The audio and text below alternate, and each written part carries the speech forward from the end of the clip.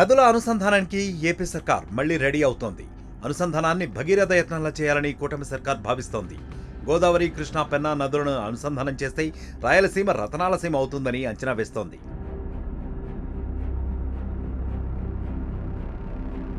ఏపీలో ఇప్పటికే గోదావరి, కృష్ణా నదులను ఇంజనీరింగ్ అధికారులు అనుసంధానం చేశారు. నదుల అనుసంధానంతో లక్షల ఎకరాలకు ప్రయోజనం కల్పించారు. ఏలూరు జిల్లాలో పట్టిసీమ నుంచి కృష్ణానదికి గోదావరి నీటిని మళ్లిస్తున్నారు. 14 పంపుల ద్వారా సుమారు 4000 క్యూసెక్కుల నీటిని కృష్ణానదికి తరలిస్తున్నారు. టీడీపీ హయాంలోనే పట్టిసీమకు రూపకల్పన చేశారు. ఏపీలో మళ్లీ కూటమి అధికారంలోకి రావడంతో నదుల అనుసంధానంపై మరోమారు దృష్టి పెట్టింది ప్రభుత్వం.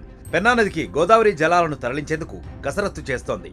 కృష్ణానదిలో గోదావరి, పెన్నా జలాలను కలిపే ప్రక్రియపై జలవనరుల శాఖ అధికారులు దృష్టి సారించారు.